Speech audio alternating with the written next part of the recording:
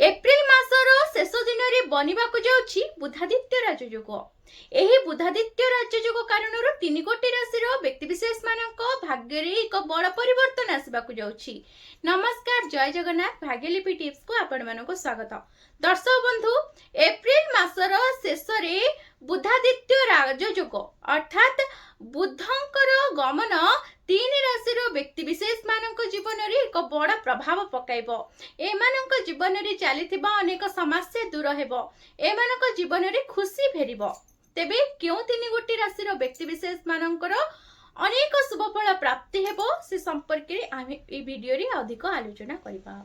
Video रे आगो बढ़िया पूर्व छोट अनुरोध, आपण माने जदि हम चैनल को नुआ आछंती तेबे चैनल को सब्सक्राइब करी पाखर थिबा बेल आइकन को प्रेस कर दियंतु।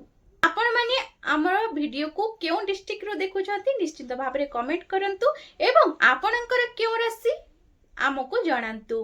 तेबे आसंतु डेरी करबानी जानिबा केबे ठारू बुधादित्य राजयोग बनुछि एवं क्यों राशि व्यक्तिशेष माने एही बुधादित्य राजयोगर शुभफल प्राप्ति करबाकू जाउछंती।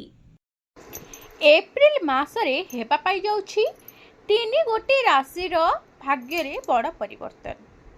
तेबे क्यों 3 गोटी राशि से संपर्क रे वीडियो रे आगो को जानिबा।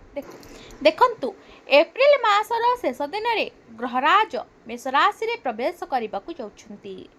बुध गोचर एही 3टी राशि पई बहुत शुभ एवं लाभदायक हेबा पई जाउछंती। तेबे आसंतु जानिबा सेही भाग्यवान राशि मानक विषय रे। जेते बेले कोनोसी ग्रह निजर राशि परिवर्तन करंती, एहा समस्त 12 गोटी राशि को भिन्न भाव रे प्रभावित करे। यही कारणरू ग्रहंकर गोचर, नक्षत्र परिवर्तन एवं अन्य जिनिस गुड़िक अत्यंत गुरुत्वपूर्ण बोली विवेचना करा जाई थाए। एप्रिल मासर शेष दिन रे ग्रहमानंकर राजकुमार बुध मेष राशि रे प्रवेश करबा पई जाउ अछंती। बुधंकर एही राशि परिवर्तन 3टी राशि पई बहुत लाभदायक एवं शुभ फलाफल आनिबा पई जाउछि। सूर्य देवता मेष राशि रे पूर्वरु उपस्थित रहिछंती। पणा संक्रांति ठारू सूर्य मेष राशि रे प्रवेश करिछंती एवं बुध मध्य एही राशि रे प्रवेश करिबा पई जाउछंती। तेणु एही कारण जोगु बुधादित्य राजयोग मध्य सृष्टि होछि। तेबे बुधादित्य राजयोग को एक शुभ एवं शक्तिशाली योग भाव में विवेचना करा जायथाय। एही योग व्यक्ति को आर्थिक लाभ एवं सफलता आनी देइथाय। तेबे आसंतु जानिबा बुध गोचररू केउ 3 गोटी राशि व्यक्तिशेष माने अत्यधिक शुभफल प्राप्ति करिवे। एमानक जीवन रे थिबा समस्या दूर हेबो एवं एमाने केउ सबु दिगरे लाभवान हेबे। देखंतु, प्रथम भाग्यशाली राशि विषय रे जदि आलोचना करिबा, प्रथम भाग्यशाली राशिटी हेउची मेष राशि। मेष राशि व्यक्तिशेष मानकर बुधंकर चलन अत्यंत लाभदायक हेबो। बुधंकर शुभ प्रभाव सेमानक कर्म क्षेत्र रे अनेक सुविधा सुजोग आनी देबो। मेष राशि व्यक्तिशेष माने मने रखंतु, नुआ चाकरी खोजुथिबा लोक माने एक गुरुत्वपूर्ण सुजोग मध्य पाइबे, जहा सेमानकर समस्त स्वप्न पूर्ण करिबो। एही समय रे निया जायथिबा निष्पत्ति भविष्यत रे गुरुत्वपूर्ण लाभ आपण मान आनी देबो। जदि आपण निवेश करबा को चिंता करूछंती, कोनोसी स्थान रे भी आपण जदि निवेश करबा को भाबुछंती, तेबे एही समय सर्वोत्तम अटे। वर्तमान आपण जदि निवेश करूछंती, तेबे भविष्यत रे आपणको प्रचुर लाभ मिलिबार संभावना बनुछि।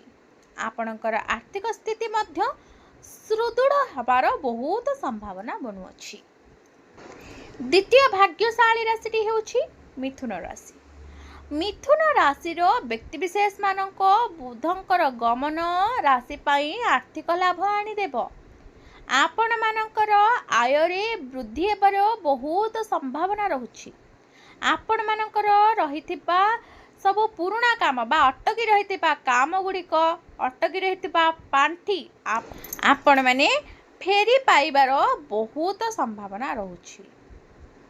ଆପଣମାନଙ୍କର କ୍ୟାରିୟରରେ ବହୁ ସଫଳତା ମିଳିବାର ମଧ୍ୟ ସମ୍ଭାବନା ଦେଖାଦେଉଛି। ଆପଣଙ୍କ ଧନରେ ବହୁତ ବୃଦ୍ଧି ହେବ। ଆପଣଙ୍କୁ ଅପ୍ରତ୍ୟାଶିତ ଧନ ଲାଭର ମଧ୍ୟ ଯୋଗ ବନୁଅଛି। ଆପଣଙ୍କ ଆର୍ଥିକ ସ୍ଥିତି ସୁଦୃଢ଼ କରିବା ଦ୍ୱାରା ଆପଣଙ୍କ ପରିବାରରେ ମଧ୍ୟ ଖୁସି ଆସିବ। ତୃତୀୟ ଏବଂ ଶେଷ ଭାଗ୍ୟଶାଳୀ ରାଶିଟି ହେଉଛି ମକର ରାଶି। ବୁଧଙ୍କର ରାଶି ପରିବର୍ତ୍ତନ ହେବା ସହିତ ମକର ରାଶିର ଭାଗ୍ୟ ମଧ୍ୟ ଚମକିବାର ବହୁତ ସମ୍ଭାବନା ବନୁଅଛି। ଯେକୌଣସି ଋଣ ଭାର ଆପଣମାନଙ୍କର କାନ୍ଧରେ ଥିଲା ତାହା ଦୂର ହେବାର ସମ୍ଭାବନା ବନୁଅଛି। ଆପଣଙ୍କର ଅଟକି ରହିଥିବା ପ୍ରକଳ୍ପ ଗୁଡ଼ିକ ଶୀଘ୍ର ବିନା ବାଧାରେ ସମାପ୍ତ ହେବ। ଆପଣଙ୍କର କାମ ଗୁଡ଼ିକ ତୁରନ୍ତ ହେବାକୁ ଲାଗିବ। ଆପଣ ଏକ ନୂଆ ଘର କିମ୍ବା ଜମି ମଧ୍ୟ କ୍ରୟ କରିପାରନ୍ତି। ଆର୍ଥିକ ଲାଭ ପାଇଁ ଶୁଭ ସଂଯୋଗ ବନୁଅଛି। ଭାଗ୍ୟ ଆପଣଙ୍କ ସପକ୍ଷରେ ରହିବ।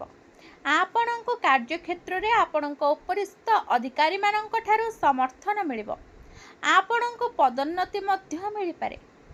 ସାମଗ୍ରିକ ଭାବରେ ମକର ରାଶିର ଲୋକମାନଙ୍କ ପାଇଁ ବୁଧଙ୍କର ଏହି ଗମନ ଅତ୍ୟନ୍ତ ଲାଭଦାୟକ ଏବଂ ଶୁଭଫଳ ପ୍ରାପ୍ତି ହେବ।